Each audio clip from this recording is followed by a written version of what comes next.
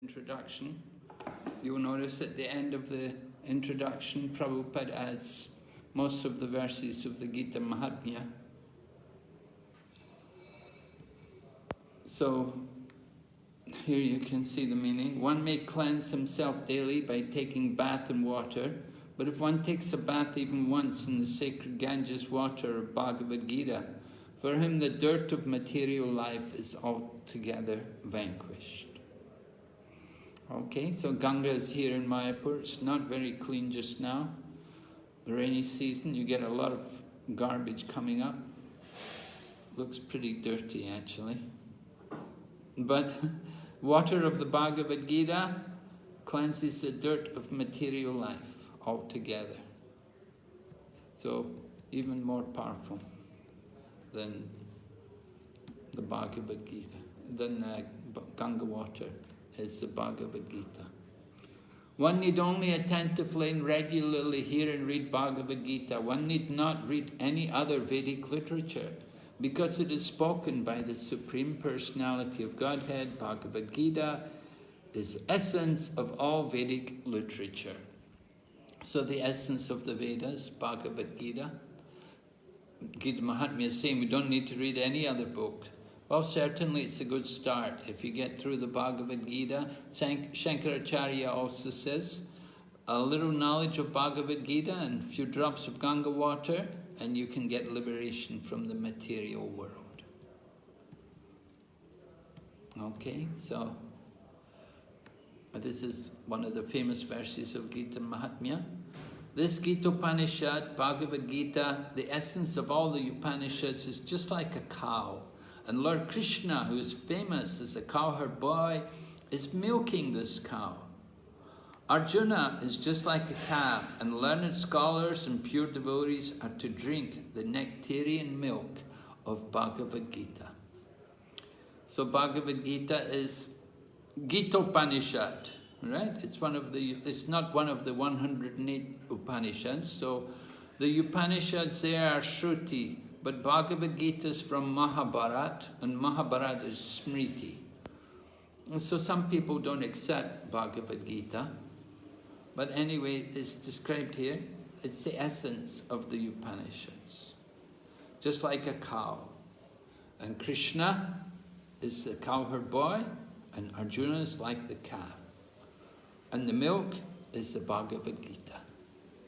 So we're supposed to drink the milk of Bhagavad-Gita. So maybe you did this before. If you did it before, it won't take you very long to do it today, right? What aspects of Prabhupada's mood and mission are revealed in the preface? Now some aspects will relate to the mood and some will relate to the mission. Would you like to take a few minutes to just recall, or do you have your notes with you from last week? Can anybody say just now, what was Prabhupada's mood? Would you like to tell me Prabhupada's mood in the preface? Hare Krishna Maharaji. Yes, Hare Krishna. Please accept my humble obeisances. Maharaji, we read and discussed that Srila Prabhupada always give the credit to his spiritual master, or we can say he has given the gratitude towards his spiritual master. Apart from that, he wanted Bhagavad-Gita to present as it is without any adulteration. So are you giving me mood or mission, or both? Which one was it? Were you telling me mood or mission? There's a difference. One mood and one mission. You gave me one mood and one mission, right? Tell me, what was the mood? Right. The gratitude towards the spiritual master. Okay, and the mission? Present Bhagavad-Gita as it is without adulteration. Okay, thank you. Right? So another mood was discussed is the compassion. Compassion was also discussed by us. Compassion. Can you give me the quote from the preface?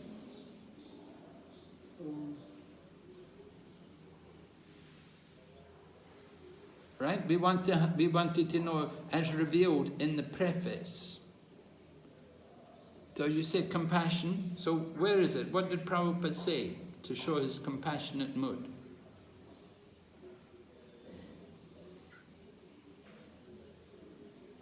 Someone else? Yeah, Maharaji, when it said like interpretate Bhagavad-Gita without any reference to the will of Krishna. So here it is compassion that Prabhupada is revealing. I'm not quite following you, Prabhu. Can you tell me again? What is it, compassion? Yeah, it's interpreted Bhagavad-Gita without any reference to the will of Krishna. One of the para, it's in a preface. So it's... But I don't know that, I don't see how that's compassion. I don't quite relate to that as being compassion. That certainly we don't want to interpret the message of the Bhagavad-Gita, but I don't quite relate that to compassion.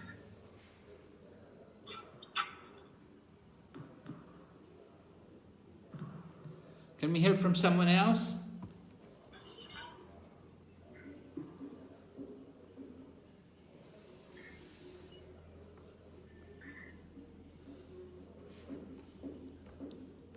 Yes?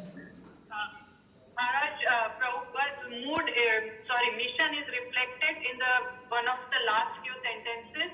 It is said that even if one person becomes a pure devotee, then he will consider it as a success, the attempt as success. Okay. So his mission is to make pure devotees, but I think from this sentence it also shows his humility, which is his mood, that he is not thinking that whole world will become Krishna conscious. Rather, he is thinking just one person, even if it becomes, then he'll consider it as a satisfied end. Okay, yes, that's a mission that Prabhupada certainly wanted to make devotees. If even one person becomes a devotee, he considered his mission as successful. So, he knew Krishna consciousness is not for everyone. But he wanted to see at least some people somewhere.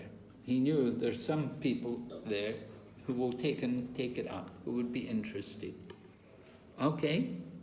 So one sentence, Maharaj, where we can understand the compassion is everyone should know that a living entity is eternally a servant, and that unless one serves Krishna, one has to serve illusion in different varieties of three modes of material nature, and thus wander perpetually within the circle of birth and death. So this is where he is saying that if you don't understand this Bhagavad-Gita and understand Krishna is supreme, you have to perpetually go through this birth and birth. That's where I see compassion. All right. Thank you. Also, Maharaj, there is this line where Prabhupada says that Krishna consciousness movement, it is just above what Prabhuji just spoke, is essential in human society because it is often the highest perfection of life. And then he says it is how unfortunate that the mundane wranglers have taken Bhagavad-Gita for their demoniac propensities. So he wants to remove the wrong interpretations of Bhagavad-Gita and put it in the right picture. Okay. So is that mode or mission? So it's both, Maharaj. So first, the mood is that the wrong kind of propagation shouldn't go. That is the mood, and the mission is to present it in the right way. Okay, very good. Thank you. Uncompromising is another mood, Maharaj, where Prabhupada is not compromising the instructions of Bhagavad-Gita. He is giving them as it is, as Krishna is presenting, rather than many other interpreters who have changed the compromise of the giving of Bhagavad-Gita. Can you give me the quote from the preface?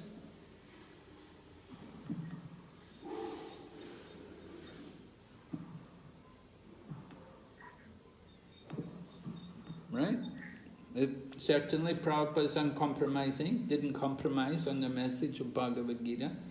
We want to know where exactly is it in Prabhupada's preface where Prabhupada is revealing this mood of not compromising.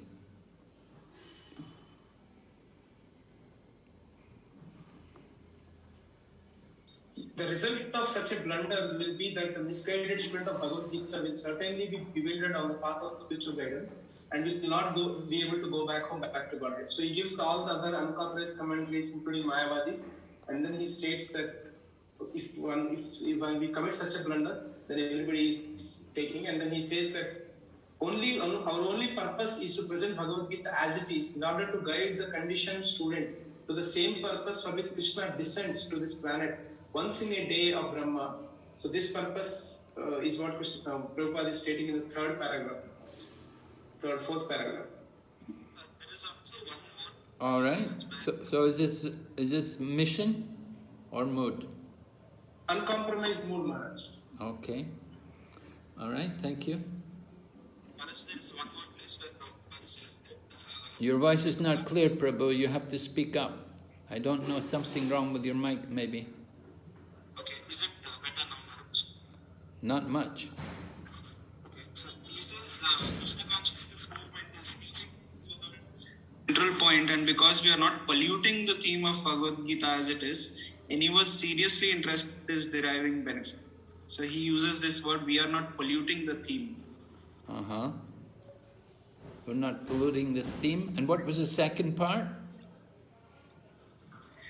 The second part is, just a second. Because we are not polluting, so anyone seriously interested in deriving benefit by studying the Bhagavad Gita must take help from the Krishna consciousness movement for practical understanding of Bhagavad Gita under the guidance of Lord. Okay. So, how would you place this as? Mood or mission? Yes. What? Mood or mission? Which one? It feels kind of mixed, Maharaj. Prabhupada's mood gets converted into his mission also. So a little difficult to distinguish between both. Yes, second part is talking about the society, that you have to become a member of the society. Initially, maybe it was more the mood, but then we went more into the mission. Okay. Any other points? Hare Krishna Maharaj, please accept my humble obeisances. Maharaj, one of the mission of Prabhupada here is that to bring in front of the conditioned soul the purpose for which Lord Krishna descended. He writes that in order to guide the conditioned students to the same purpose for which Lord Krishna descends. Okay. So, mood or mission? Mission, Maharaj. Yes. We want people to understand Krishna's reason in coming into this world. Okay, thank you. Any more reasons? Any more points?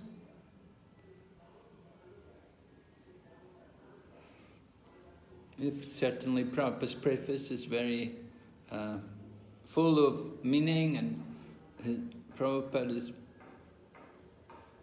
revealing his own mood, what he wants to achieve in presenting Bhagavad-Gita. He'd waited a long time. So Prabhupada's preface is setting the scene for people coming in to study the Bhagavad-Gita. Certainly it opens the doors. A lot of people, they may read that preface and they don't pick up on that mood and mission.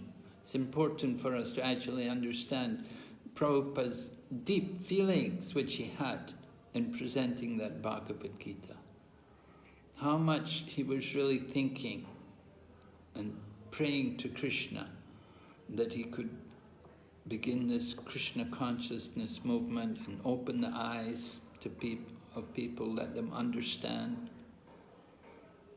Of course, Bhagavad-Gita is only the preliminary phase. It's only the first step in the spiritual knowledge. But that's the beginning. It's very important. Okay, we'll go ahead. Let's see. From Prabhupada's preface, our only purpose is to present the Bhagavad-Gita as it is, in order to guide the conditioned soul to the same purpose for which Krishna descends to this planet once in a day of Brahma. Right, I think you already picked out that quote. Instead of satisfying his own personal material senses, he has to satisfy the senses of the Lord. That is the highest perfection of life. The Lord wants this, and he demands it. One has to understand this central point of Bhagavad-Gita. Our Krishna consciousness movement is teaching the whole world this central point. So Prabhupada very powerfully explains here his mission, and as the devotee also meant, you can feel a bit also Prabhupada's mood that Krishna wants this, he demands it. Very powerful. So, and our Krishna consciousness movement is teaching this. So, very wonderful. So Prabhupada's mood and mission to help students understand and appreciate the mood and mission of Srila Prabhupada, and to perpetuate that understanding within the ISKCON society. Now, as we go through Bhagavad-Gita, we'll come across several purports in the same mood, which bring out Prabhupada's mood and mission. And it's good to note these different purports, because you may like to use them sometimes when you're presenting essays or in your own preaching work. Prabhupada's mood and mission, how Prabhupada writes his purports in such a way to help us to fully enter into this mood of the Bhagavad-Gita.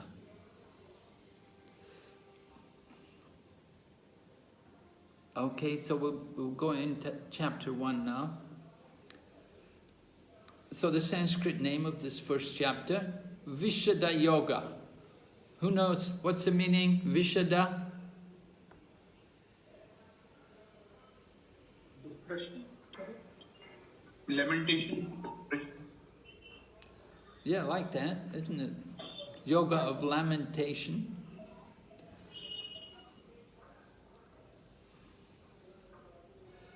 Knowledge that is manifested by considering one's body as the self or soul is called Vishada Yoga. When a conditioned soul considers his body as the self, then he thinks Deha Dharma, Jati Dharma, Kula Dharma, Arya Dharma, etc. as Sanatan religious principles, and he becomes puzzled by lamentation, illusion, fearfulness. So, Vishada Yoga, identifying with the body, material life, conditioned life.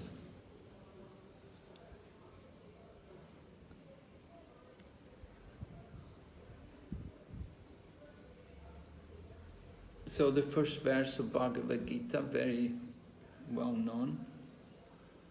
O Sanjay, after my sons and the sons of Pandu assembled in the place of pilgrimage at Kurukshetra, desiring to fight, what did they do? Right? Who's speaking?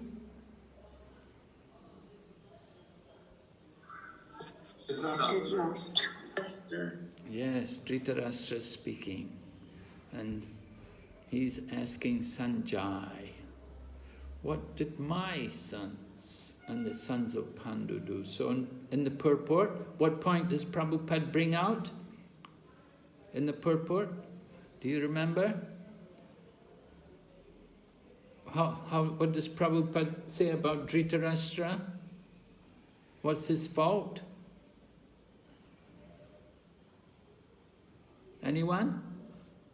Mama Mamaka, he's basically me consciousness, he's dividing his and his Pandu sons. Right. His sons and Pandu sons. Right, that's correct, right. Dhritarashtra is thinking that my sons are different from the sons of Pandu.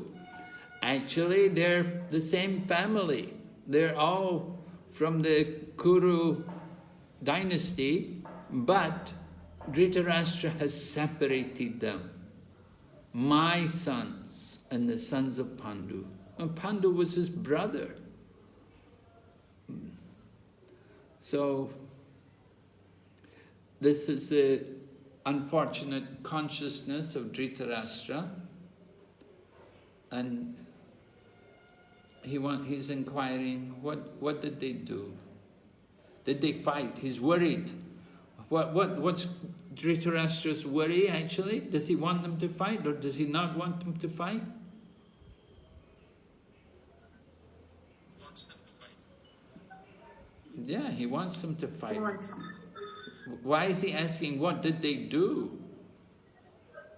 What does he think they're going to do? What's he worried about? He was worried about the Dharma Kshetra being the land of Dharma might have changed somebody's mind and the fight might have stopped. That's what he was worried about. Right, yeah, he's thinking, well, maybe they won't fight. Maybe they'll just, make a peaceful adjustment, settle everything peacefully. So he didn't really want that to happen. He wanted that they should fight. They'd already tried everything, but Duryodhana was determined to fight, and Dhritarashtra didn't see any reason not to fight. So they've come together in this place, Dharma Kshetra, place of Dharma, a holy place, a religious place. They've come there to fight. It's unusual that they would choose such a place.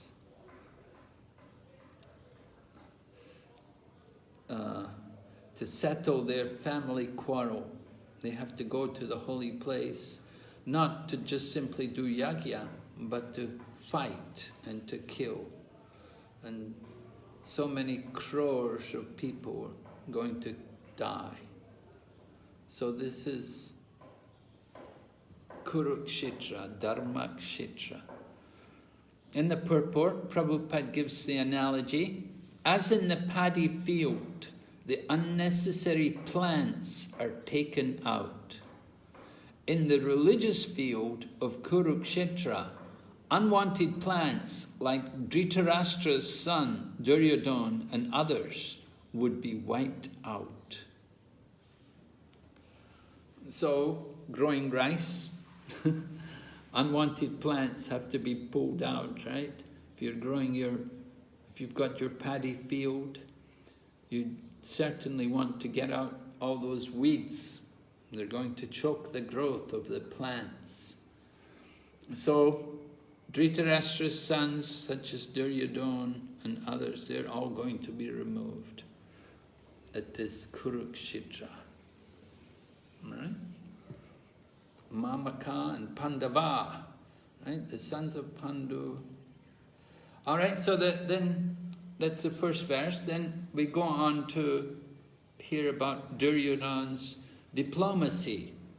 Because Dhritarashtra had asked, what did my sons do? So Sanjay is describing to Dhritarashtra what his sons are actually doing. So Sanjay is describing how Duryodhana is using his diplomatic ability to stir the minds of his army. He wants all of his great generals. Who are the ones on Duryodhana's side? Who's the head of his army? Bhishma. Who? Bhishma. Bhishma is there, and who else is there? Dronacharya. Drona, right. Drona and Bhishma. And who else is there when these two fall? Karna. Karna, right. Oh, all right. So he's got some great generals there. And so Duryodhana is a little worried about what may happen, is stated here. Oh my teacher. Who's his teacher? Drona's a teacher, right? Drona was a teacher of both the Kauravas and the Pandavas. He taught them the military arts. So, O my teacher, behold the great army of the sons of Pandu, so expertly arranged by your intelligent disciple, the son of Drupada. So, Maharaji, can you tell us more? Who is the son of Drupada? Maharaj, Drishtadyumna. Drishtadyumna, right. And so, what has Drishtadyumna done? Which side is he on? The Pandava side. And what's he done? He's arranged the army of the Pandavas against the Kauravas. So why is Duryodhana mentioning this? Why is it... Because Drupada and Drona were enemies, and he was inciting the anger of Drona by reciting that disciple, the son of Drupada, by reciting his name, Drupada, so that his anger comes out, so that he doesn't bother about that his own disciples are there in front of him. Why does Drona have to be particularly worried about the son of Drupad? He taught him, Maharaj. Huh? He only taught him, knowing that Drupada's son, Drishtadyumna, was the son of his enemy, knowing that also Dronacharya taught Drishtadyumna. He is the guru of Drishtadyumna. Right. So Drona taught him, so why should he worry about him? That's because, Maharaj, in particular, Drishtadyumna had taken birth, basically come out of the yajna to kill Dronacharya. So Dronacharya knew that he will be the cause of his death, even though he taught him, and that is how he is inciting, Duryodhana is inciting Dronacharya. Who did the yajna? Sorry, Maharaj? Who did the yajna? Who did a yajna? You said he came out of the yajna. Who was doing the yajna? Drupada, right. Drupada was doing the yajna. Why? The main reason of doing yajna was to produce a child who can kill Dronacharya. Why did Drupad want to kill Dronacharya? Actually, Drupada promised Drona. Drona promised to Drupada that he will give half of his kingdom when they were friends in the Gurukula. But later Drona refused to give. So that's why they become enemies, and then it is... Well, they were friends in the Gurukula, yes, and he promised that he would help him. But later on, after they left Gurukula, when Dronacharya was very poor, he came to Drupad to meet him, and Drupad didn't accept him as friends. He said, friendship is only possible between equals. He said, you're not equal, we're not equals. I cannot accept you as my friend.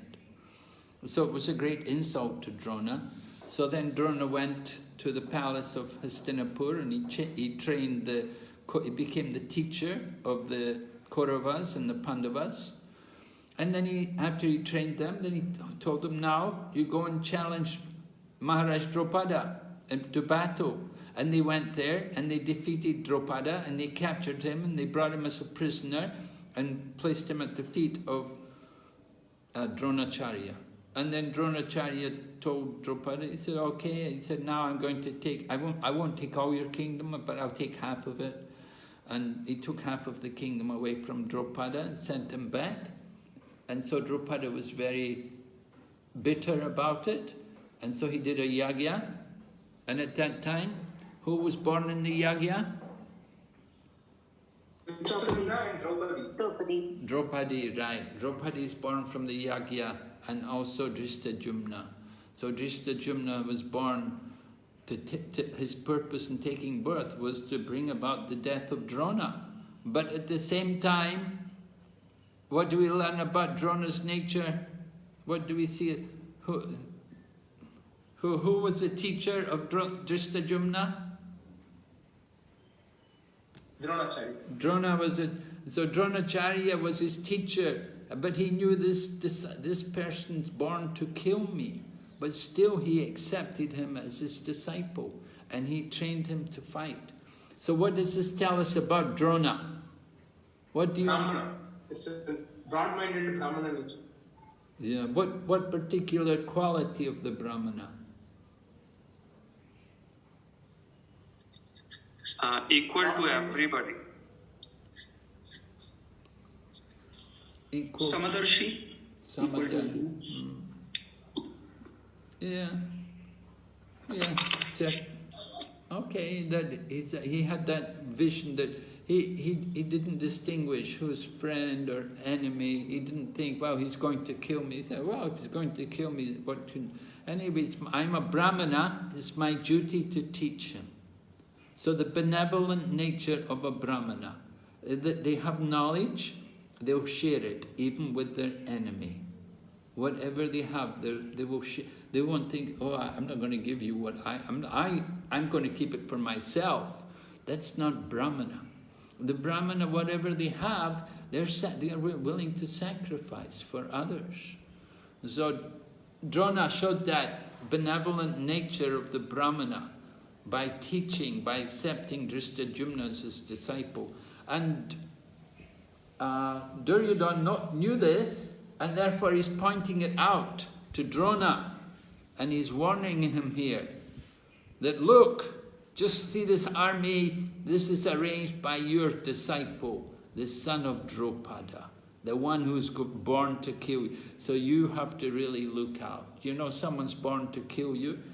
Certainly you're going to want to be careful about that.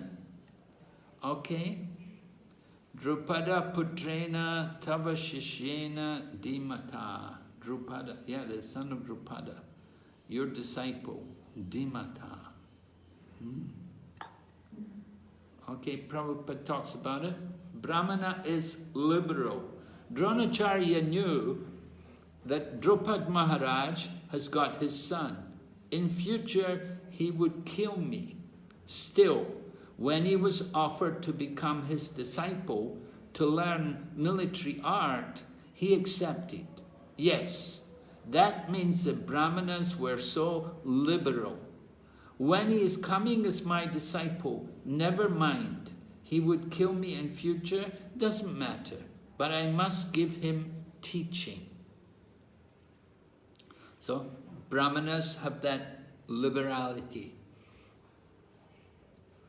All right, so then, going ahead, we hear about Arjuna, and he has certain celestial weapons, powerful weapons given to him by different personalities. And Bhima, he's made some vows. Anybody knows anything about the weapons Arjuna has, or the vows Bhima took? Maharaj, Arjuna had Pashupatastra. Yes. And he had Brahmastra. Yes. What bow did he have? Sorry, Maharaj? What was his bow? His bow? Gandiva. His bow was Gandiva. Right. Given by Agni Dev. Okay. Very good. And do you know about Bhima's vows?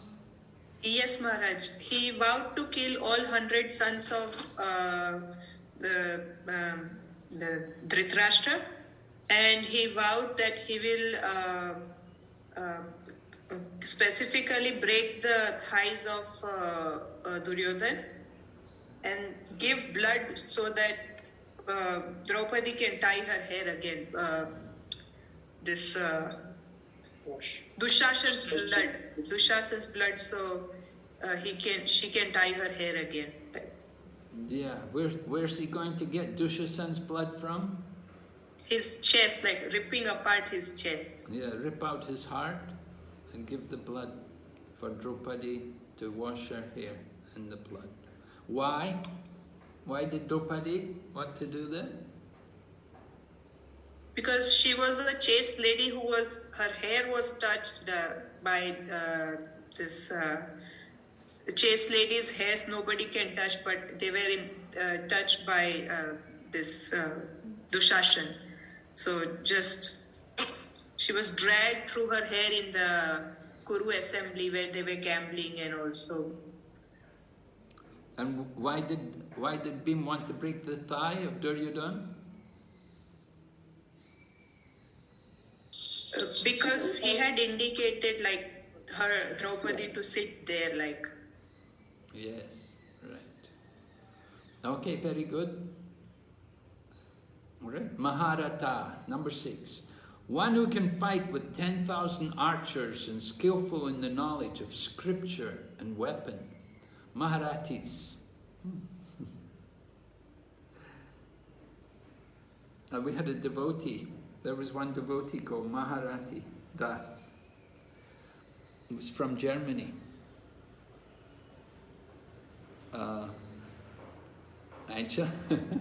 Very interesting, because when he got initiation, Prabhupada asked him, what were you doing before you became a devotee?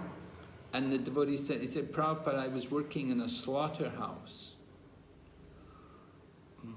So Prabhupada thought, oh, just see, from the slaughterhouse, now you have come to Krishna consciousness. That is the mercy of Lord Chaitanya. And Prabhupada gave him that name, Maharati. So, Dvija, Uttama, best of the Brahmanas. Oh, best of the, mentioned in number 7, oh, best of the Brahmanas. Who is this? Who is this Dvija? Who are the Dvija? Who is Dvija Uttama?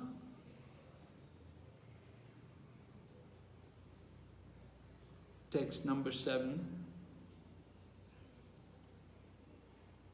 Maharaj, Dvija stands for like who are twice born, we used to say. Yes, Dvija means twice born. Brahmanas are all Dvija. And this is Uttama, the best of the Brahmanas. So who is being referred to in that particular text? Dronacharya Maharaj?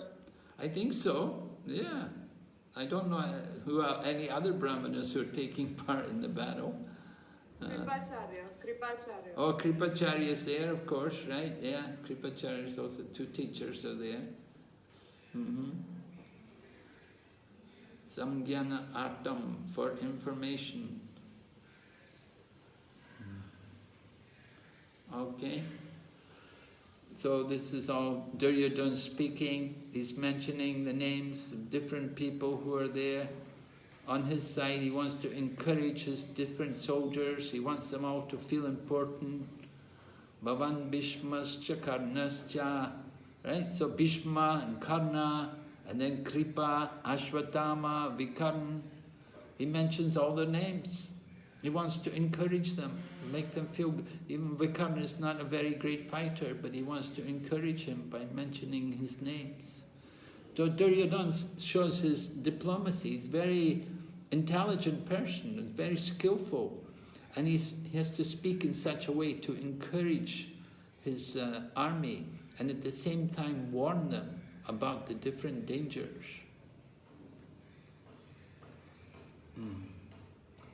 And he glorifies them, mentioned here, Madarte Chakta Jivita, who are prepared to lay down their lives for my sake.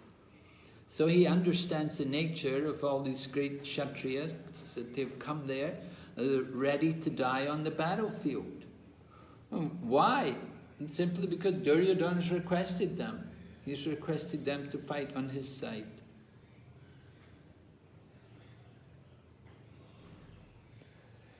Okay, so Duryodhana is certainly very diplomatic and wants to encourage his army, just like if you're, playing a ball game like whatever, football or cricket or something, then you'll have the team manager, he'll come and he wants to speak, to point out the dangers. You have to watch that person, and you have to, remember this person, and different points. He'll warn his side, what they have to take care of, what they have to use for their advantage.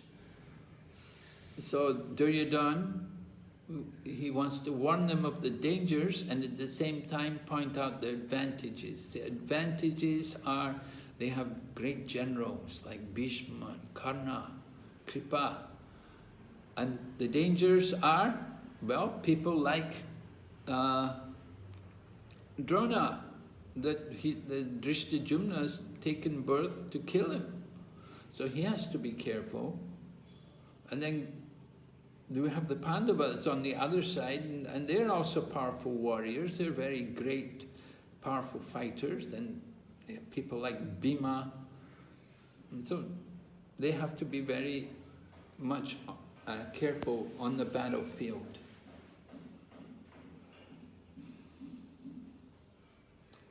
So text number 10, aparyaptam tad asmakam and paryaptam twaidam etasam. Would someone like to tell me what's being meant, what's the point here? Text number 10. Aparyaptam and paryaptam. What's the point? Immeasurable and measurable, Maharaj. Alright. So we sing aparyaptam. Bhishma as protection is aparyaptam, it's immeasurable, whereas Bhima is considering as measurable, not so vast, not so great as Bhishma in protecting their Pandavas. He's comparing with Bhishma and Bhima. Okay. So he's trying to encourage them anyway. Actually, Grandfather Bhishma, you could say, well, he's old, but he's very powerful. He's a great fighter. He's also Maharati. He's saying this strength is immeasurable. Is it really immeasurable? Well, not really. And Bhima, his strength is really measurable. Bhima is also very powerful. Anyway, Duryodhana wants to encourage his side. It's his diplomatic nature to speak this way, to encourage his side. So he's speaking like that. So a quote from Prabhupada, Nirbandha Krishna Sambandhe. So people may ask that by mentioning these great fighters, what spiritual progress we make. Because we are meant for chanting Hare Krishna Mahamantra. So by chanting the names of these great fighters, what do we gain? The question may be raised there. But the thing is that Nirbandha Krishna Sambandhe, whenever there is connection with Krishna, that also becomes Krishna. So these warriors, name mentioning, we should not neglect. Krishna wanted to gather all the demoniac power in that battlefield of Kurukshetra and kill them. That was his plan.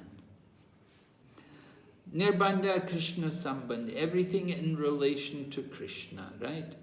Because it's in Krishna Sambandhi, it's in connection with Krishna. So these names are not to be neglected, Prabhupada said. It's a difficult thing when we translate these books, when we put them into other languages. These names are very difficult for people. Sometimes we get problems. They have all these names, Sanskrit names. But Prabhupada's saying here anyway that they're in relation to Krishna. And they were important people in their time. And Krishna gathered them all there, let them all be killed. That was his plan. Text number 11. All of you must now give full support to Grandfather Bhishma as you stand at your respective strategic points of entrance into the phalanx of the army. So, this is Duryodhana encouraging his army to support Grandfather Bhishma when they go into the battlefield. Why was Duryodhana confident of full support of Bhishma Dev and Dronacharya? Anyone like to offer a suggestion? Why was Duryodhana so confident of their support?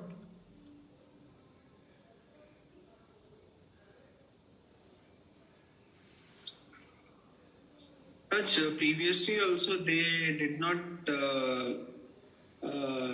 basically they did not say anything when the Draupadi, disrobing of the Draupadi happened. So at that time also they did not object anything, Bhishma Dev and Dronacharya. So might be that Duryodhan is thinking that are on his side and then they will support him. Yes. This time also. Right. Duryodhan, we may consider that, certainly Bhishma Dev has some partiality, he has some like, and Dronacharya also. Dronacharya's number one student was Arjuna. He had the full blessings of Dronacharya, and Arjuna was really dear to Dronacharya, and grandfather Bhishma had so much love for the Pandavas.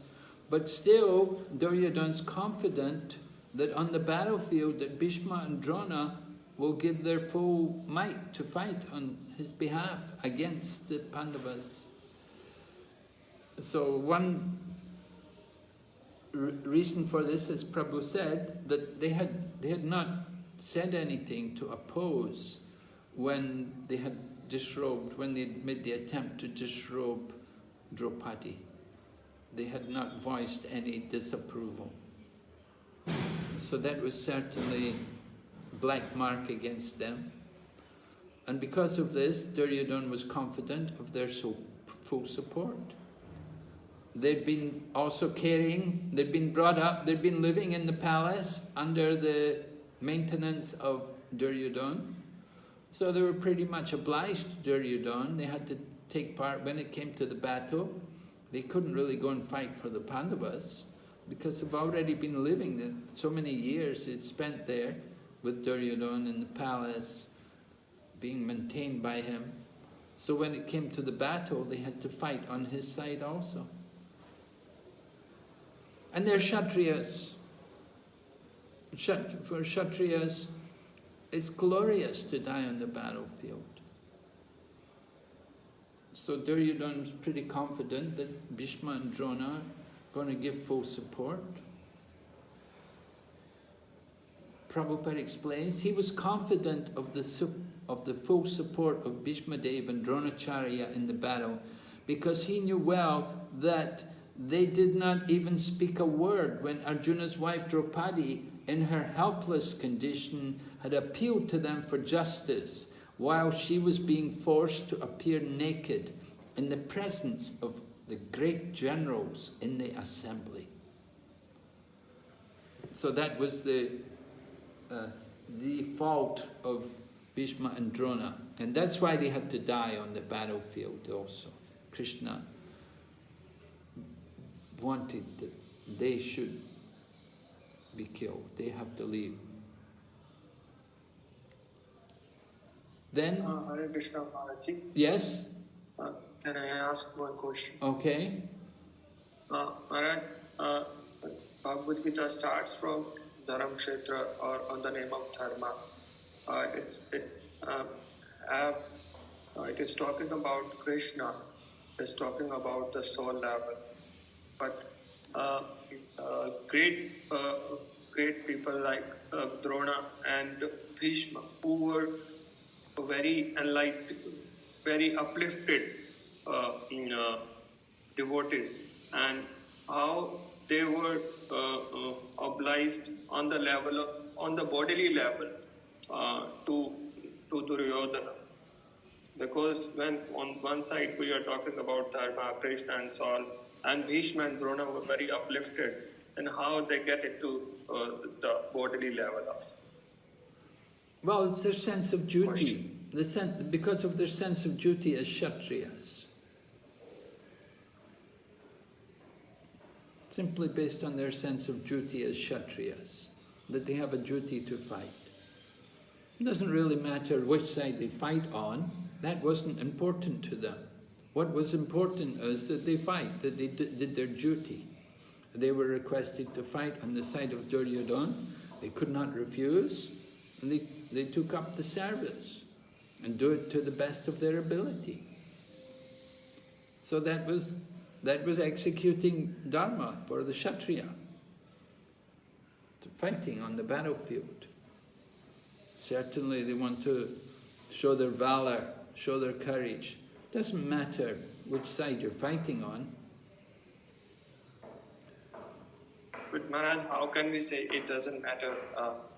Because it matters when they are fighting on the side of Duryodhana. That means they are giving the side of adharma. And if they are Kshatriya, then they have their dharma is to fight, then they can fight from the side of Arjuna also. Then also they are executing their dharma of Kshatriya. Well, you could see, for example, like Bhishma Dev, he was enjoying more than Arjuna because he was able to see directly Lord Krishna. Arjuna, he had to be behind Krishna. Krishna was his charioteer. He couldn't really see Krishna. Or either Krishna was in front or Krishna was behind, but or Krishna was behind him, Arjuna was in front, Arjuna was fighting Krishna. He couldn't really see Krishna because Krishna was his charioteer. But Bhishma, he was able to actually see Lord Krishna directly. And it was a very intimate rasa which he was having with Lord Krishna. He was firing arrows which were like flower offerings to Lord Krishna. And so in that way you could see Bhishma was having greater loving exchange than Arjuna. Arjuna was taking service from Krishna, but he wasn't able to actually visualize, he wasn't able to see Krishna because of the nature of the arrangement, that he's the charioteer. But Bhishma, grandfather Bhishma, he could see Krishna. When he was enjoying, he was seeing Krishna. His arrows were offerings, offered with love to Krishna. Thank you, Maharaj. All right, so there are different signs of victory, encouragement for the Pandavas. We see in the Bhagavad-Gita, the next section of the Bhagavad-Gita describes different signs of victory. Festival of fighting by Pandavas. Madhava. Who is Madhava? Husband of goddess of Lakshmi. Yeah, the husband of the goddess of fortune, right? And where is he on the battlefield? Krishna, riding the chariot of Arjuna. Right, he's the charioteer of Arjuna. So that's something very much in the favor of the Pandavas, that they have the blessings of the goddess of fortune through the presence of Lord Krishna. Because Lord Krishna is there, so the goddess of fortune is also bestowing her blessings on them. And then Divya Shankam, takes 14, these conch shells, the divine conch shells, the sound of the conch shells. What's the name of Krishna's conch shell?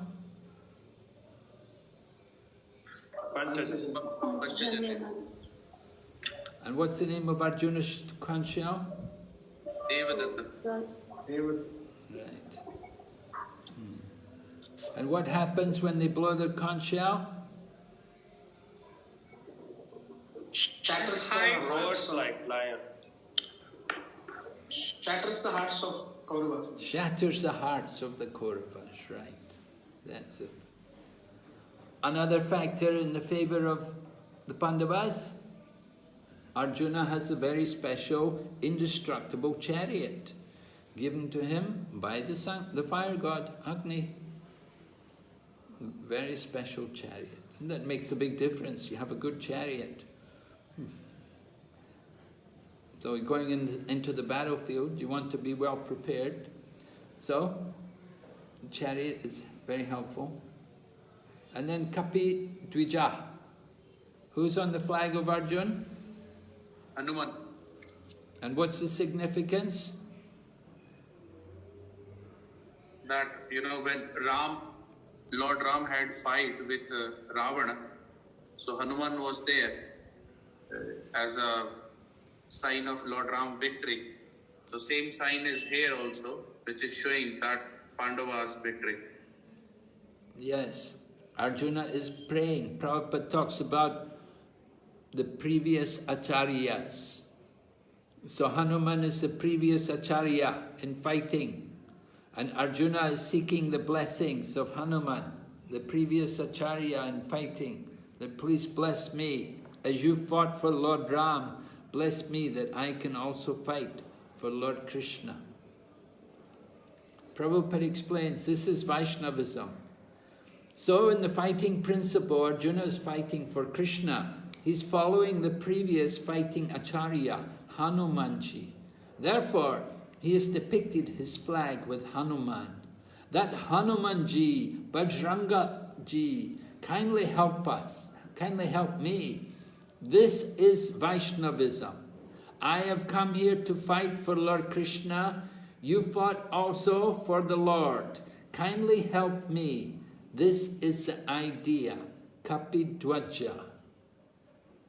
So any activities of the Vaishnava, they should always pray to the previous acharya. Kindly help me, kindly. This is Vaishnava. This is Vaishnava is always thinking himself helpless, and begging help from the previous acharya. Can you give some other examples? Thinking somebody thought themselves helpless and they pray for the help from the previous acharya?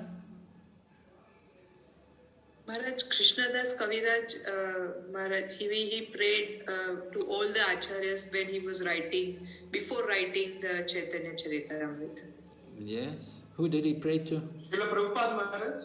Who did, wait, we're not finished yet. Who did Krishnadas Kaviraj pray to? He prayed to all the 6 Goswamis. He prayed to Chaitanya Mahaprabhu and Nityanand Prabhu as well. And the whole parampara, like. Well, we see in the Chaitanya Charitamrita, it describes, he prayed to Madan Mohan. Right? He went to Madan Mohan, prayed to the deities there. And then, like that, he was praying to the deities, and then Govinda and Gopinath, he was praying to the deities. And certainly he prays also Rupa Raghunath, following in their footsteps at the end of each chapter. He said, following in the footsteps of Rupa and Raghunath, praying for their mercy, because he had heard from them about Chaitanya Mahaprabhu. And he was also thinking himself very helpless and unqualified. He said, Jagai Madai Haite Munishe Papishta Purushera Kita Haite Munishe Lagista. I am lower than Jagai and Madhai. I am lower than a worm in stool. Anyone who utters my name, they lose their pious activities. Anyone who sees me, they become sinful. Like this, helpless. He was very helpless. So begging help from the previous acharyas.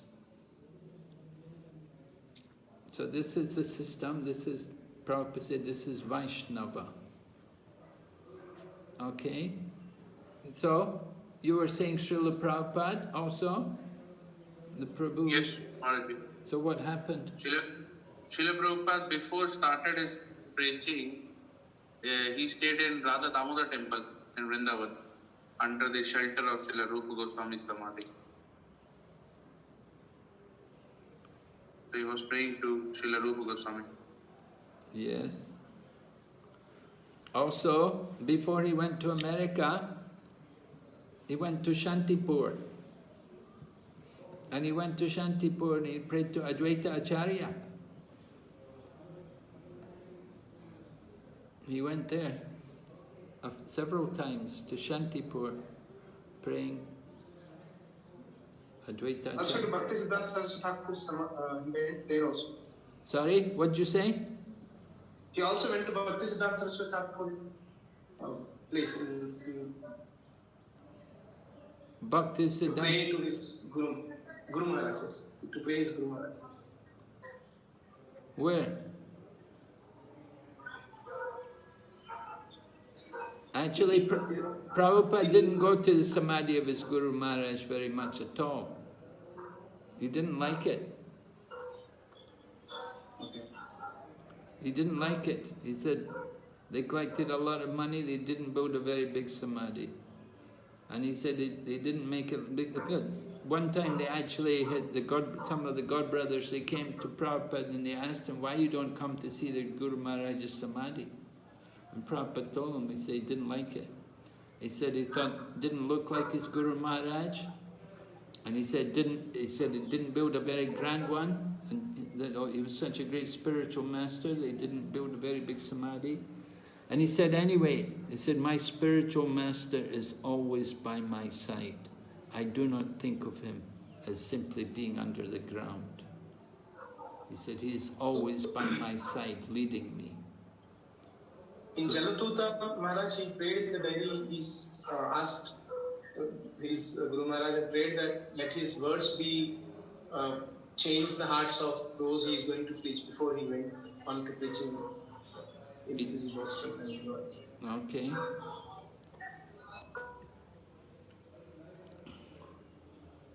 Okay, so there is two missions.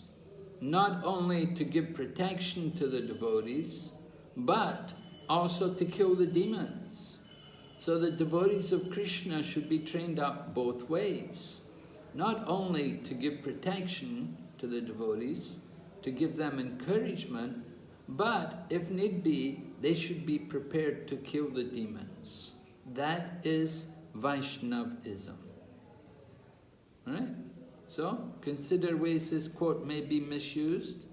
You must have already done this exercise last week, and so you can quickly tell me some ways this quote may be misused, the consequences. Right? Did you do this exercise last week?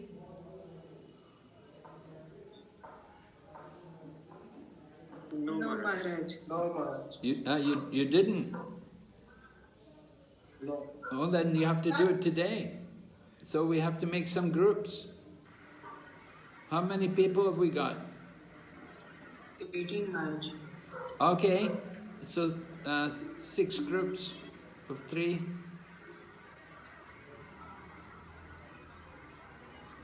Haribol, Yagna Prabhu?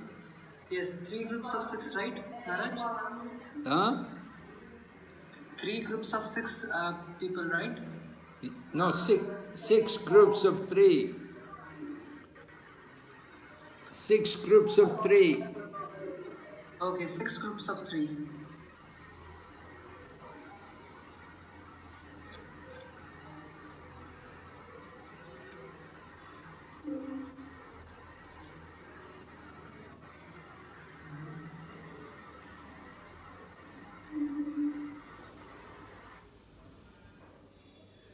Okay, we'll give you five minutes to discuss this.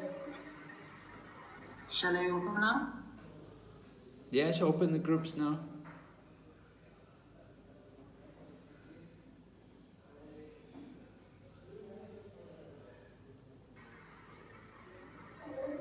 We'll go back to the quote here.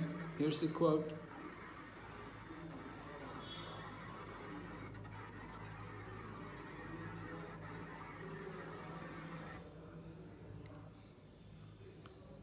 Is it clear?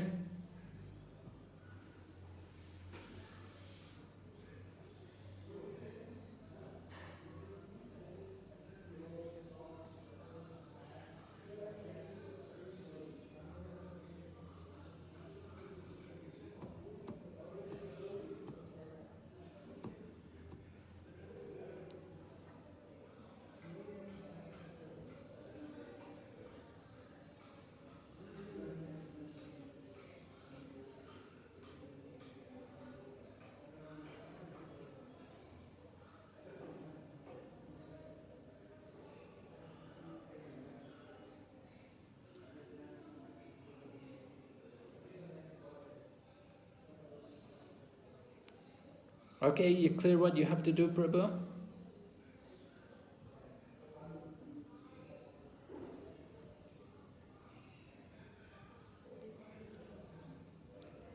I can't hear anything.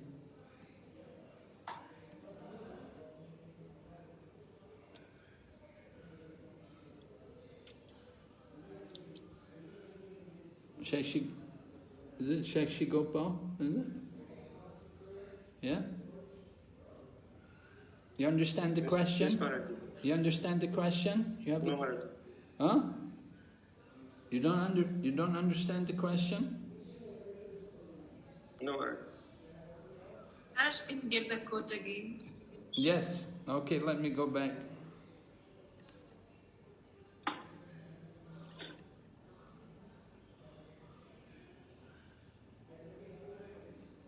This meeting is being recorded. Yagna, I have to show the screen. I have to show the PowerPoint. All right? Oh, wait.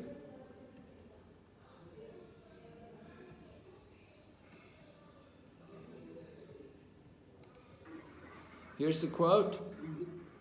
No, Maharaj, they all are in the groups. Oh. Now somebody asked me, they said they wanted to see the quote. Oh.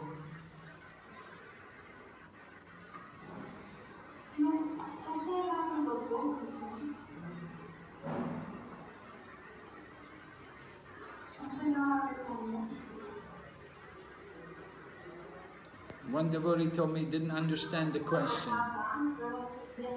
Sorry, Maharaj? Someone else told me they didn't understand the question.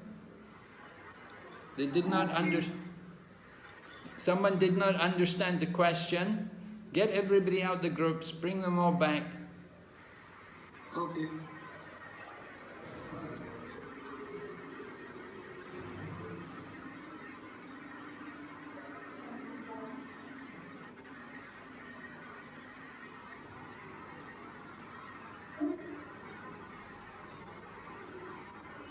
So, Hare Krishna, everyone back?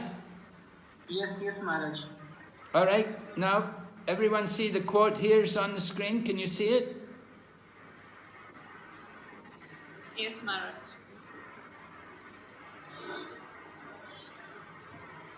Yes, Maharaj. Right, you all know the quote, you're familiar with it now? Yes, Maharaj. They should be prepared to kill the demons.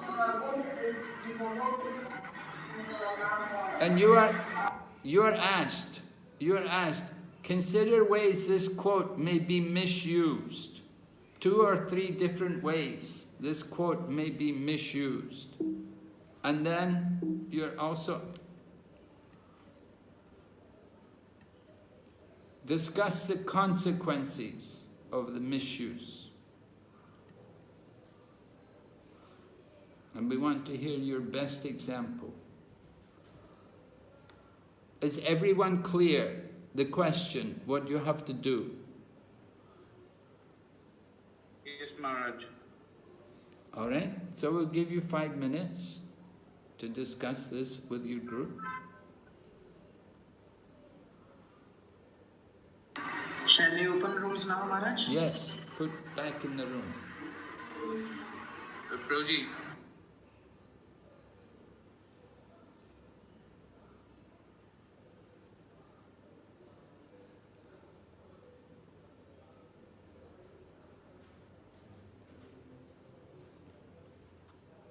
Hare Krishna. Yes, Prabhu. So now you're clear, Shakshi Gopal? Yes, Maharaj.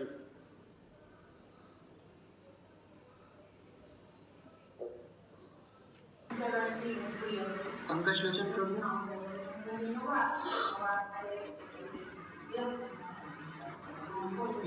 I cannot hear you.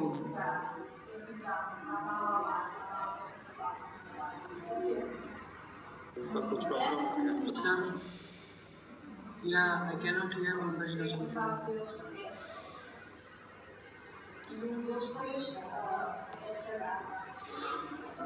You are muted, Prabhuji.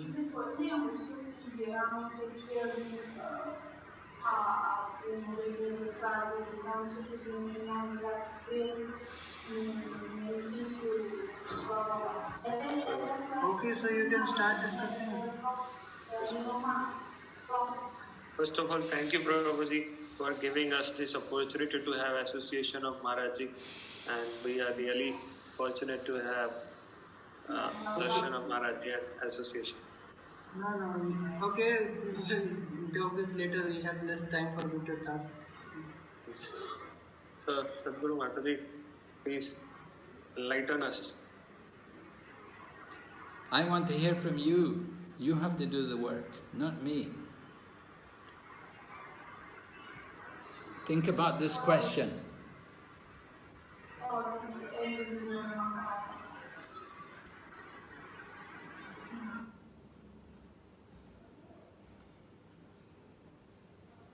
This meeting is being recorded.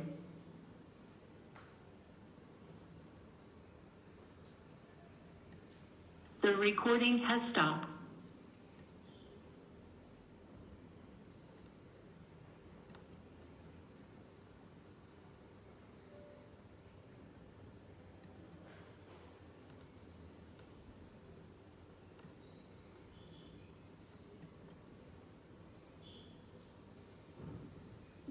Chat.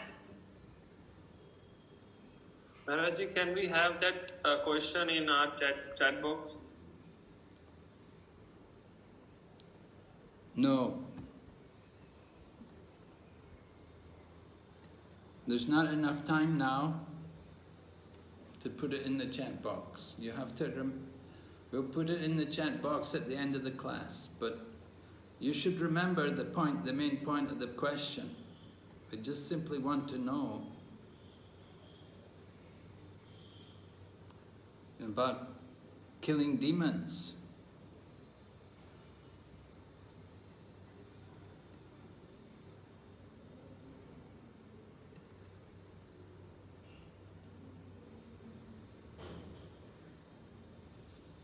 This meeting is being recorded.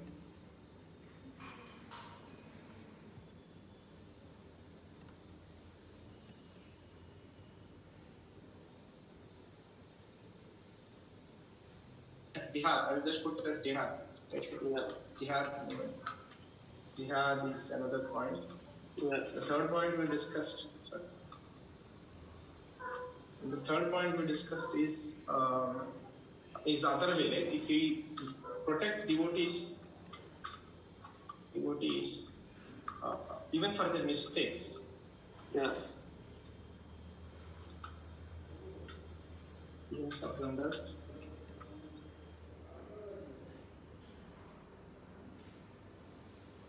This meeting is being recorded.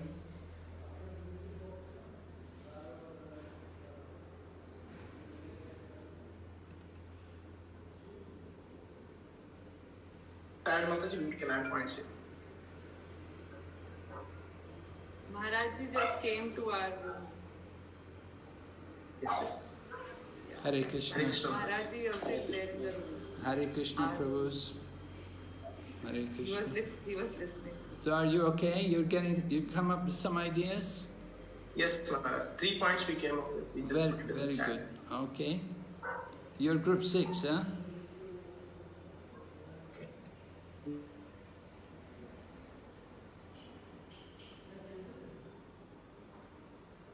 This meeting is being recorded.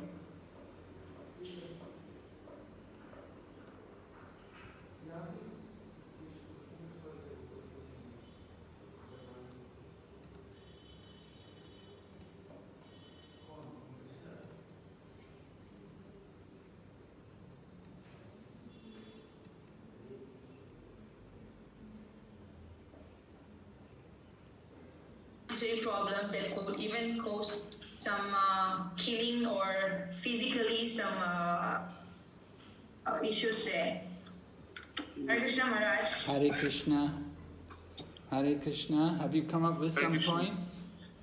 Yes, Maharaj. Yes, we tried. This started Maharaj actually. Okay. Good.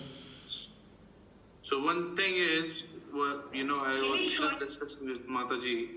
So the first point is that one of the points that Mataji said that we can misinterpret this while preaching.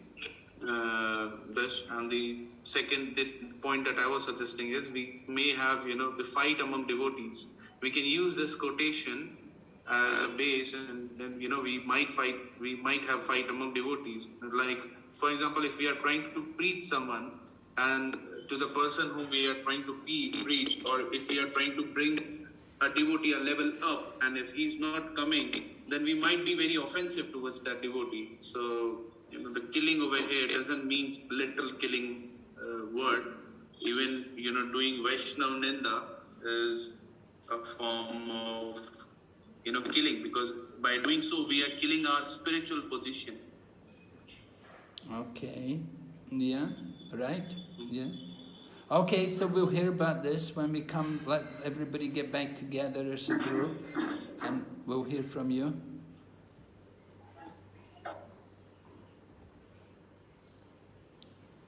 Okay, we can close. This meeting is being recorded.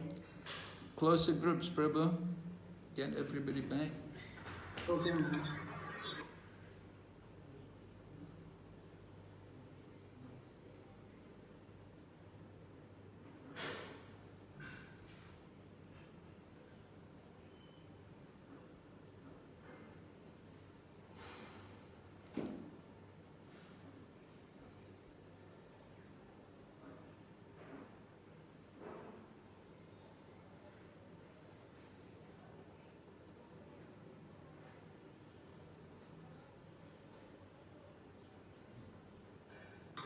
Yes, everyone is back, Maharaj. Everyone back? Yes. Okay, so let's start from group number 6. Group number 6, who's your spokesman? Yes, Prabhu? Hare Krishna. So, our points were that misunderstanding could be that we see ourselves as devotees, and everybody who is not chanting or is outside of our community is automatically a demon, and not understand that the demon can be inside of our hearts also. The demon is something which is inside of us and others, and that we can, if we think like that they are demons and we are devotees or demigods or whatever, then we want to start a fight with them. And then this is the jihad, which is also kind of known as which something can happen. And also about the protection, that we have to be careful how we protect something. If we think, okay, we have to protect the devotees, we have to be careful, because devotees also make mistakes, because we also have low demons inside of us, and then protect the devotee who even made maybe a big mistake. And this can lead to a fight in between, like in a devotee community, because we protect the wrong devotee or whatever. And then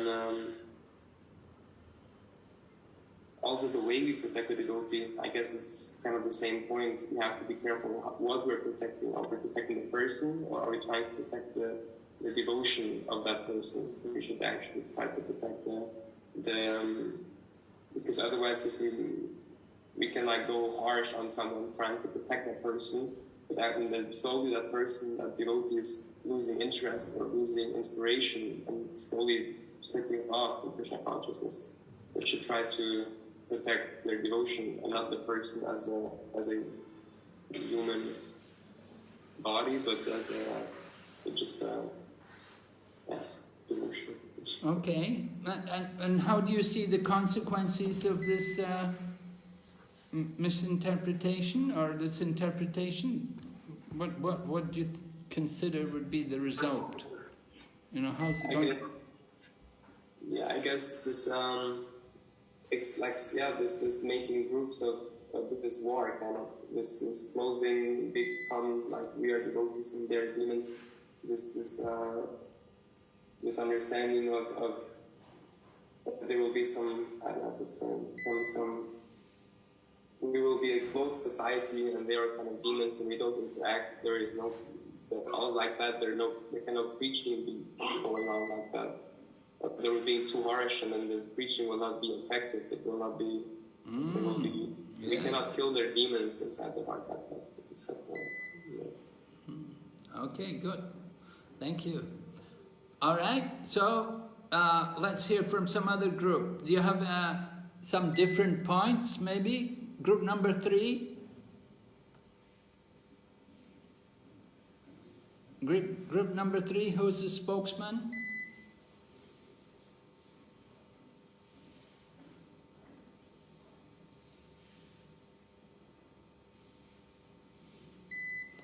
Yagnadinishta Prabhu.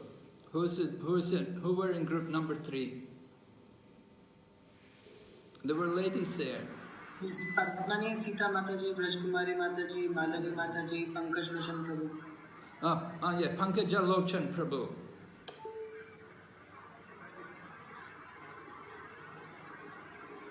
Hare Krishna Maharaj. Yes.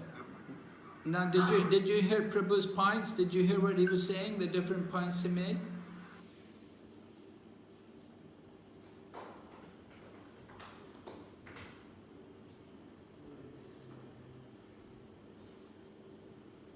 Hare Krishna, are you there? Yes, Maharaji. Were you able to hear the points which were put by the other group? Yes, Maharaji. Do you have different points or the same points? A little bit different. Okay, let's hear. So, first of all, what this statement means is not only to give protection but also to kill the demon.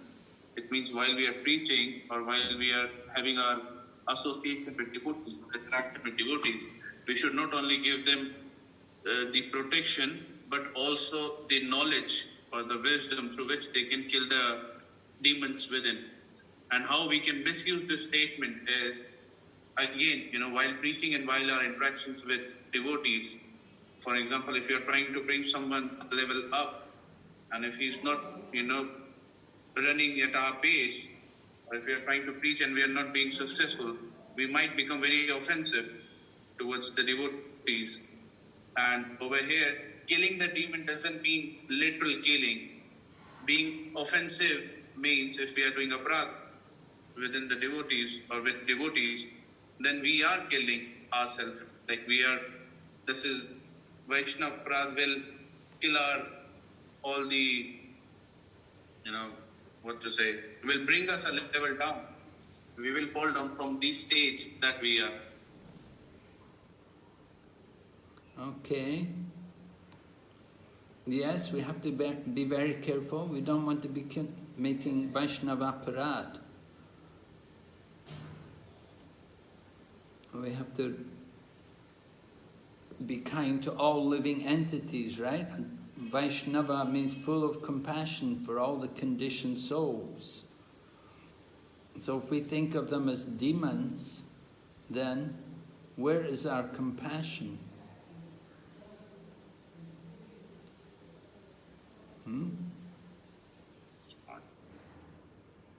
So what should our mood be towards the conditioned souls?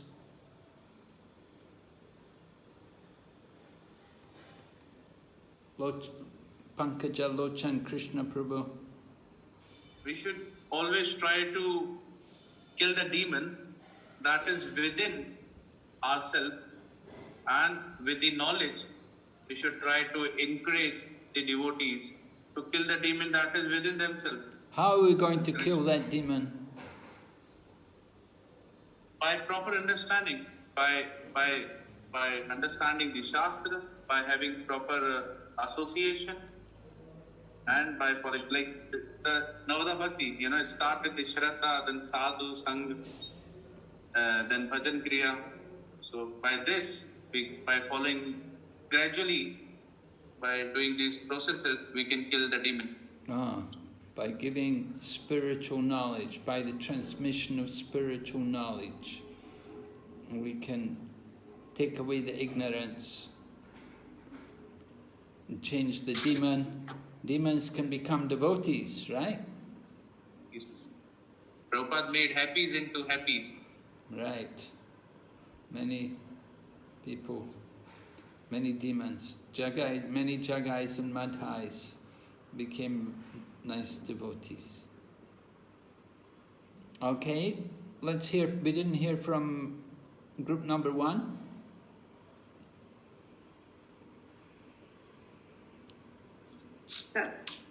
Hare Krishna Maharaj.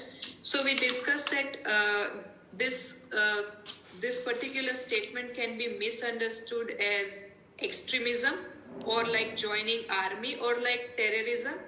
That you know how one sees that, oh, these are demons and these are devotees. So there's sort of discrimination. So one can think, oh, this is like a mission or a mood where demons are killed, like there is extremism and there is violence. So that it is a way it can be misunderstood in that way, as an extremism, or something like so one of the religion where there are terrorists and all, like Muslims generally, you know, hatred, they are preaching hatred through this, that these people are worshippers and these people are demoniac, like that's the way it can be misunderstood in that way. Yeah, very nice. Yeah, that's good. I appreciate that. That's a good understanding. Misinterpreting like that. Yeah.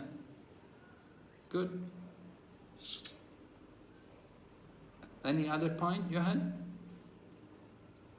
Maharaj, we have discussed the other points. Other groups have already discussed mentioned. The other points. Yeah. But you brought up these good points about fanaticism and even like terrorism. Yeah, very extreme. Yeah. So, of course, it's taking place today. I mean, we see it going on around the world. These threats are there. It's a big influence in the world. So, we don't want to be lumped in that manner, you know, we're just another terrorist group. That's definitely not what we want. But at the same time, we do want to preach, we do want to bring about some change in people by preaching, by the holy name.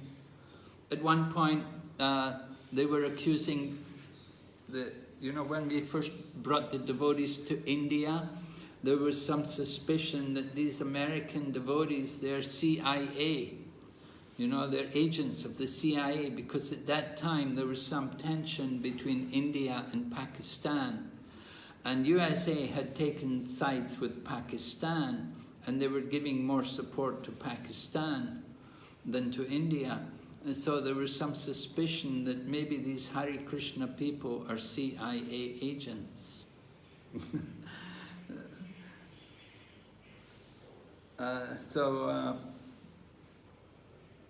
Prabhupada said, he said, we're going to conquer the world. And they were suspicious that we must have political aims.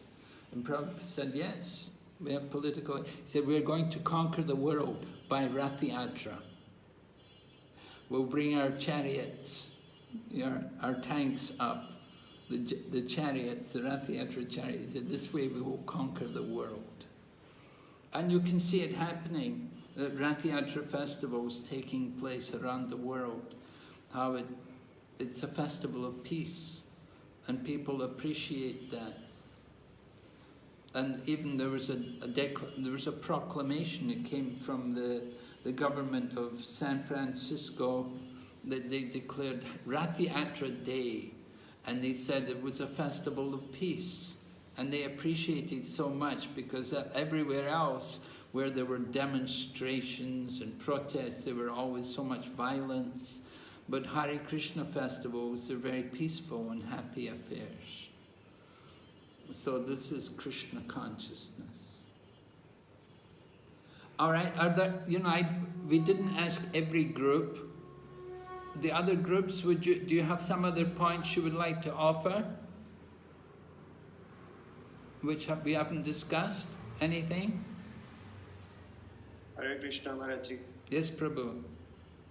Maharaj, one day I just want to repeat one day I was listening to Gaurang Prabhu lecture, and he was speaking like that. He was on a visit to jail in the prison for preaching, and so one of the prisoner was started speaking shastras, giving the quotation of shastras. Then Gaurang Prabhu was like astonished, like in jail there are persons who are speaking shastras. Then after the class, when he approached him, or a prisoner approached him, And he asked him that you know very well about Shastras, then how you are here in the prison? Then he said, in the Shastras it is written that you should not listen anything against your Guru or Vaishnava. If you are listening, then either you should kill that person or you should leave that place. So I killed that person, and that's why I'm into the jail. So here it is not the literal meaning of killing demons. So we can interpret it as the other devotees have said. It may be killing of the wrong misconceptions or the wrong ideas or the wrong thoughts in your mind, the wrong deeds in your character. So we can interpret it in like that. Okay, yes. Kill the demonic nature, kill the demonic demonic misunderstanding. Right. Okay, thank you very much. Yeah. We want to change the demon, bring it back Krishna consciousness.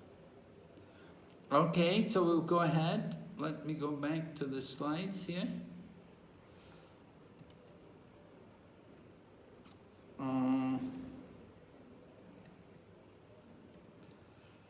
A quote from Prabhupada. Generally, a Vaishnava is non-violent. Just like Arjuna. In the beginning, he was non-violent. He said, Krishna, what is the use of this fighting? Let them enjoy. So by nature, he was non-violent. But he was induced by Krishna to become violent. Your non-violence will not help. You become violent. You kill them. I want. So, if Krishna wants, we shall be prepared to become violent. So those who are devotees of Krishna, they should be trained up both ways. They should be prepared. But generally, there is no question of becoming violent unnecessarily. One time there was a program in Amsterdam. It was in a park. In Prabhupada's time, 1970s, they had a program in the park, and there was a lot of, Amsterdam, it's a very wild place, a lot of young people and a lot of intoxication and a lot of sinful life. And so there was some problem at one point, and then one devotee had a big fight.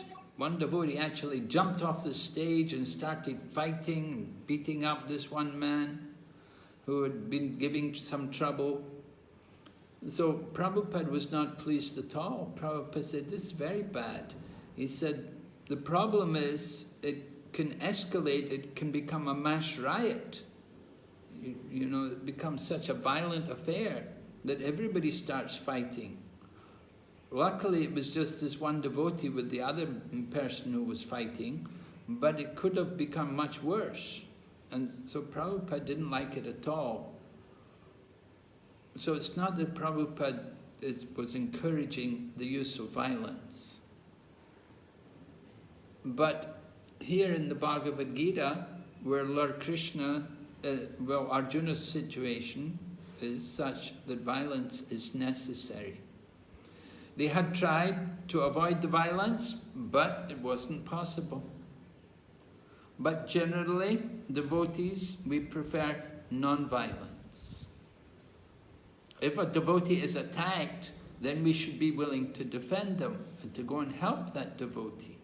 If we see one devotee being attacked by other people, we should want to go and help him and be prepared to help and defend that devotee. If somebody attacks us, what should we do? What do you think? Somebody attacks us. What are we going to do? Are we going to fight back? Not very good. it's not really the devotee mood. Somebody attacks us. I remember one time, one of our leading book distributors in Srila Prabhupada's time was a devotee called Pragosh, Prabhupada disciple, and he was distributing books in the airport. You know, airports in USA are very passionate places, and not everybody likes devotees. So Pragosh offered the book to someone, and the man just punched him in the face. So what did Pragosh do? He said, "Thank you, Krishna." Now, Pragosh was a powerfully built man. He could have done something, he could have fought with the man, but he didn't do it. He tolerated it. And by tolerating, he was able to go on and distribute books. If he had become violent, that would have been the end of the book distribution. So you have to consider the situations very carefully. You don't want to be using violence where it can be avoided. You don't want to make unnecessary troubles. And sometimes it's necessary to be tolerant. I was listening to Madhavananda Prabhu give a lecture just recently. They were broadcasting. He was talking. He was giving a lecture about Gadadhar Pandit or Vakrishvara Pandit. You know, he's a scholarly devotee. So he was talking about how he used to distribute books in his early days as a devotee. And he said on a number of occasions people jumped on him and beat him and knocked him down. But he never fought back. A devotee is tolerant. And that's expected of a devotee, that we tolerate. Unless it's an extreme situation. Are there any questions? Okay, we'll go ahead. Vaishnava integrity. The exchange of spiritual happiness between Krishna and his devotee, in which Krishna is controlled by his devotee, is compared to an ocean of nectar into which the devotee and Krishna plunge. This is the verdict of learned scholars who appreciate Krishna's opulence. So, spiritual happiness. Devotees, we want to experience this. Actually, we often forget what is real happiness. We're thinking happiness is just satisfying our senses. But real happiness is spiritual. It's an experience of the soul. So described here, there's an ocean of nectar.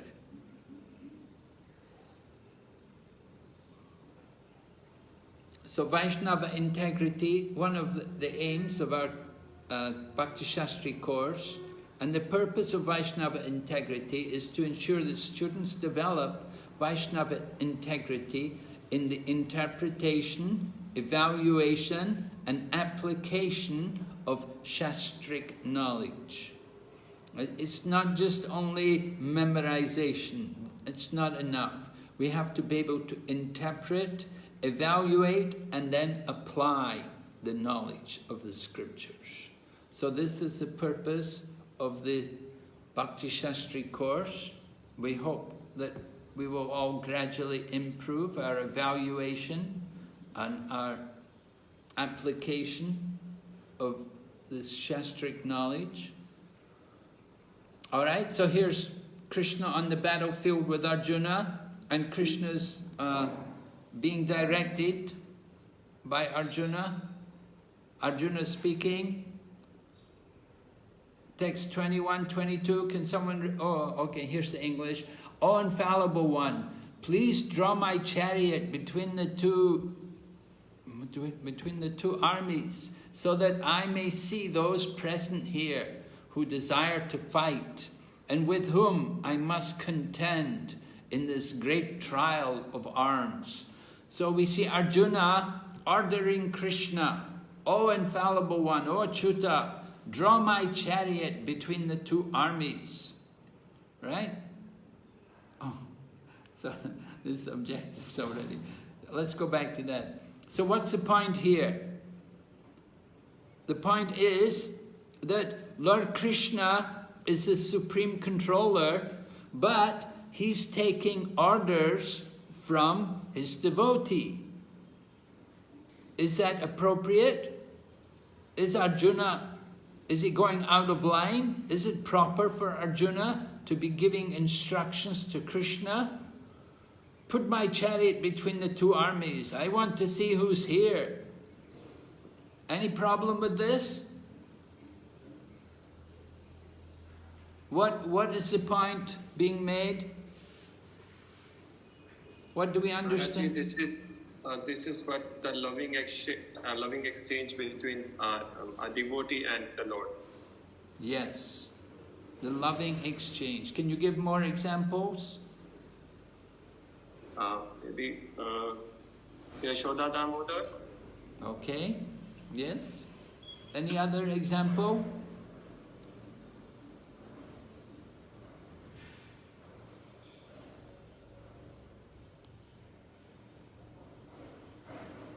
Yashoda Damodar, that's the obvious one. Yes, how Krishna... Krishna, while having, while playing with his sakhas, he was carrying his sakhas on his back and, giving them a ride. Yes, right. Krishna he's sometimes defeated by the cowherd boys, right? Sometimes they take sides and sometimes Krishna will be defeated and he has to carry someone on his back.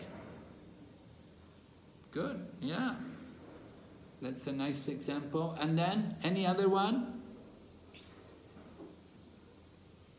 Hare Krishna Maharaj. Yes?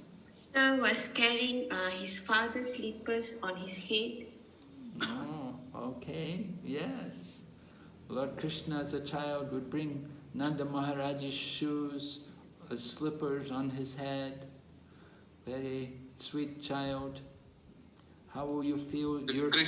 Yes? Krishna and Sudama pastime. Although Krishna was in Dwarka, which was full of opulences, all the opulences.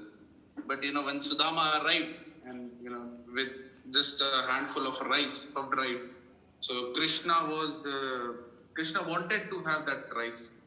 Krishna wanted to have that rice of Sudama. So that, although Krishna have all the opulences and everything, but still he wanted to have, because he always want to give pleasure to his devotee. So that's why. Okay, yes. Because Sudama was offering with great love.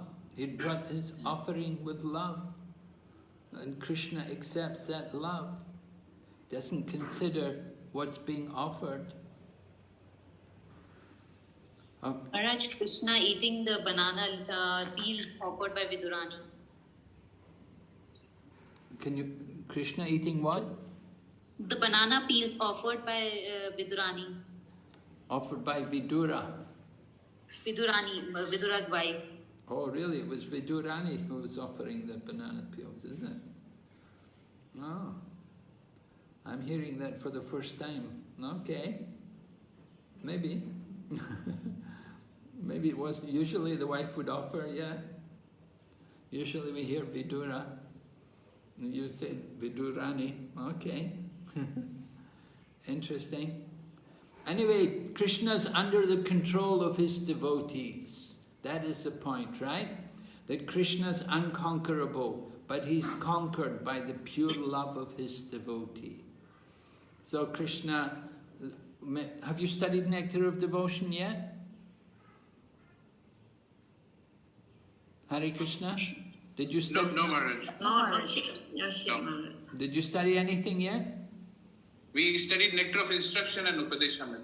Oh, Nectar of Instruction you studied. Did you study Ishopanishad yet? Yes, Maharaj, we did that. Ishopanishad and Nectar of Instruction. Both books. Okay. So you still have... Anyway, you saw... you know yourselves how Lord Krishna is unconquerable, but he is conquered by the pure love of his devotees. And Krishna becomes the servant. He becomes controlled by the pure love of his devotees. So we see here in the Bhagavad-Gita, when Arjuna is ordering Lord Krishna, that because Krishna is under the control of his pure devotee. He's come as the servant. Although Krishna is the supreme controller, he's under the instructions of Arjuna. And he's taking the position of the servant of his devotee and bringing the chariot into the middle of the battlefield. So this is the loving reciprocation between the Lord and his devotee, Arjuna. All right, so let's look at some of the objectives. Identified examples of Duryodhana's diplomacy, right? So give me some examples. Who can remember? Let me hear some examples. Duryodhana's diplomacy. He recited son of Drupada, that words. I'm sorry, not clear what you're saying. Please say it again. He recited that the son of Drupada,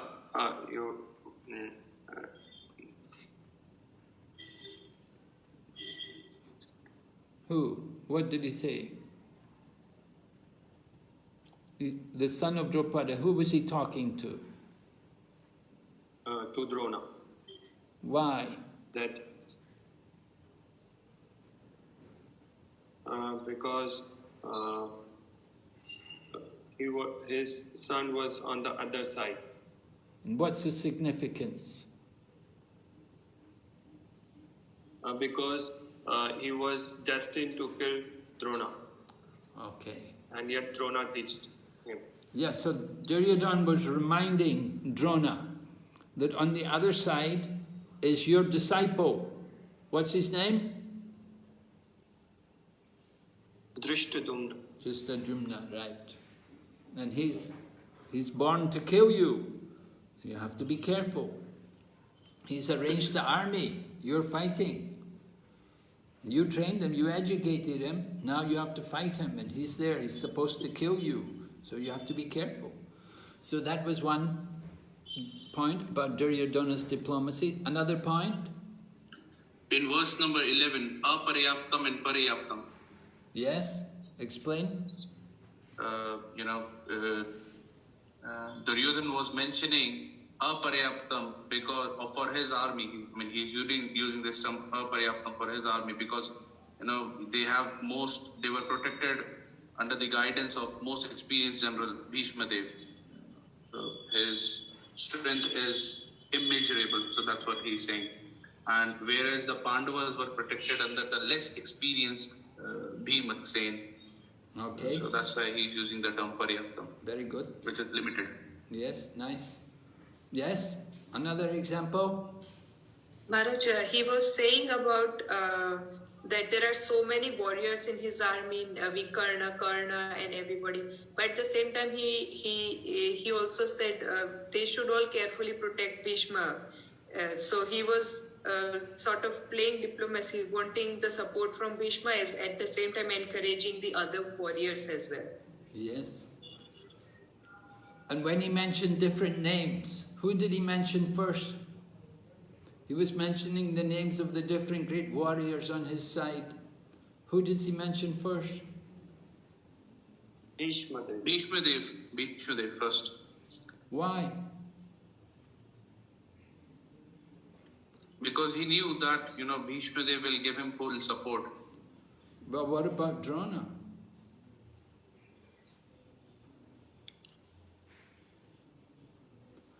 Now Drona's position is greater than Bhishma. Bhishma's a Kshatriya. Drona's a Brahmin.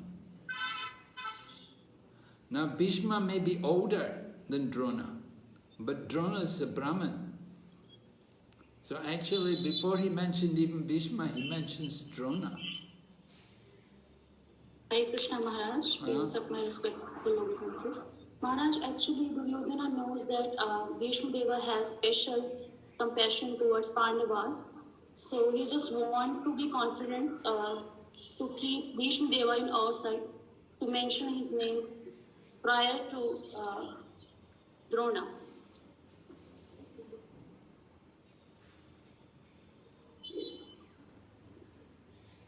Got that power that he can decide when he wants to die. So I think that is the greater power that Krishna has. Okay.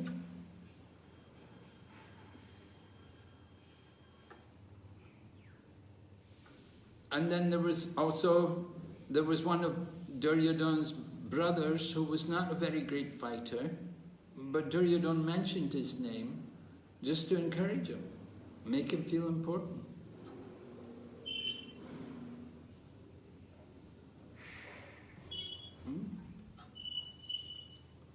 Okay, then the liberal nature of Brahmins with reference to Dronacharya.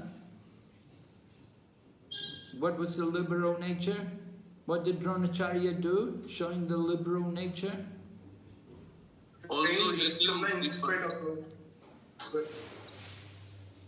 One person.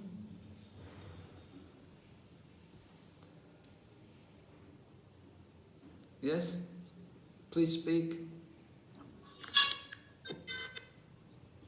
Maharaji, Dronacharya taught lessons to both Kauravas and Pandavas, irrespective of anything.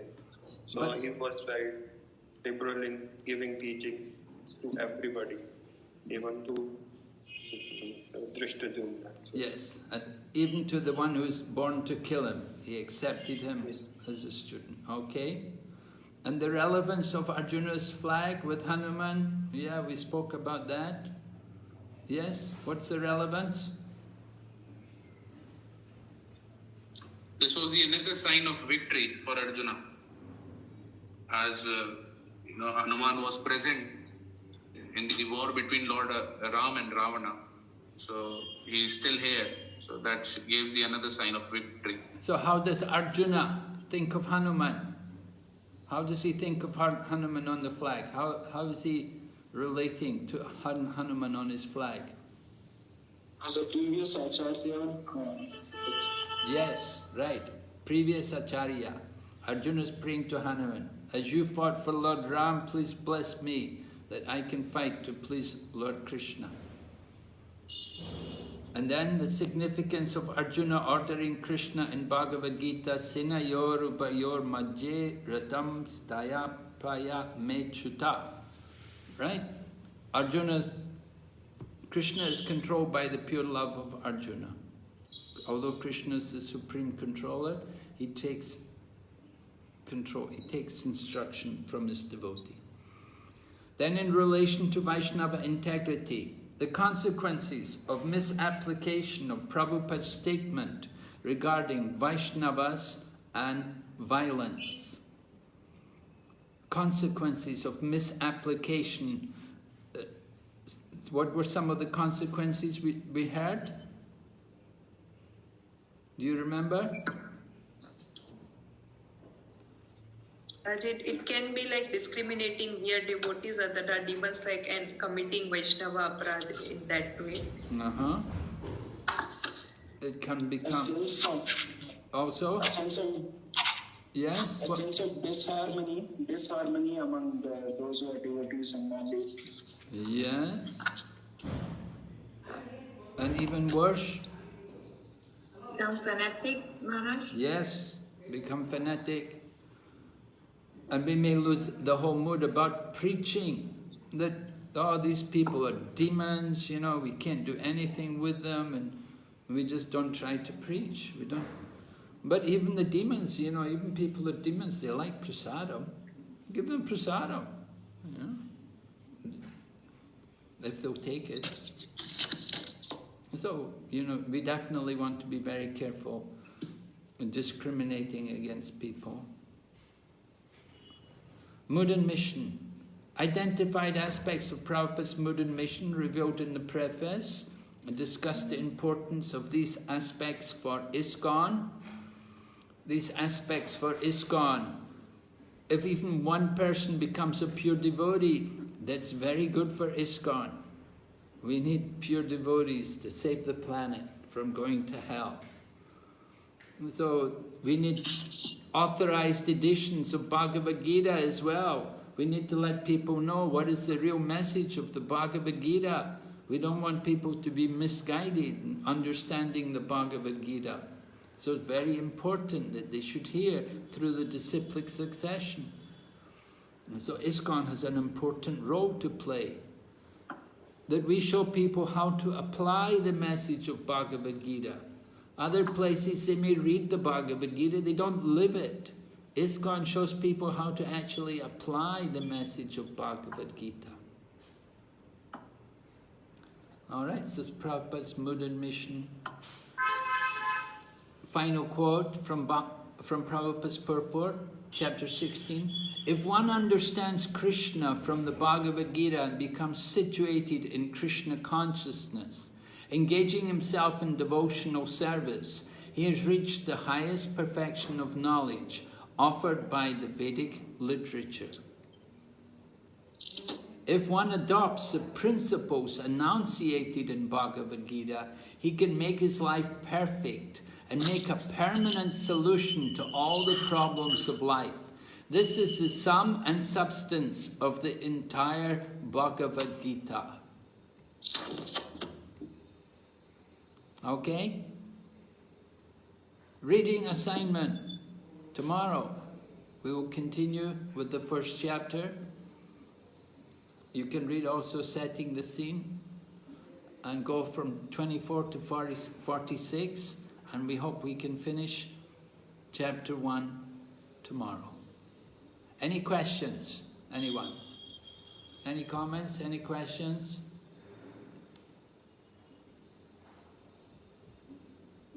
Anyone? Hare Krishna. Yes, Prabhu. Yes, so thought I was thinking, like during this class, you know that usually it's our not nature, but we tend to control the material world, to be the controller, be the enjoyer, and we're trying hard every day to. And I just like this idea about this that actually in some way we're even able to control. But that's only out of love towards Krishna. That we're trying so hard on ourselves to control things and whatever, and that is just so miserable and not really working out. Just like this thought during this time. Thank you so much. Yeah, the more we surrender and become the servant, the more we'll be happy and enjoy.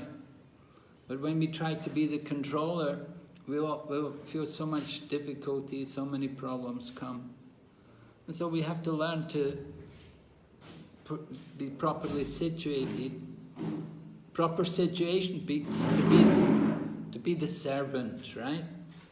There's more pleasure in being the servant than in being the master. And a lot of people I know who are managers, who are big controllers, big, maybe they're doing business or like, they'll all agree, they'll say, it's so true. It's so true. There's no enjoyment in being the master, it's all suffering. Much better to be the servant. So that's why Krishna came as servant. He came as Lord Chaitanya, just to be the servant and to show us how to be happy. Chanting and dancing. Okay, so we'll stop here. Thank you very much. I'll see you tomorrow. Hare Krishna. Srila Prabhupada ki. Jai.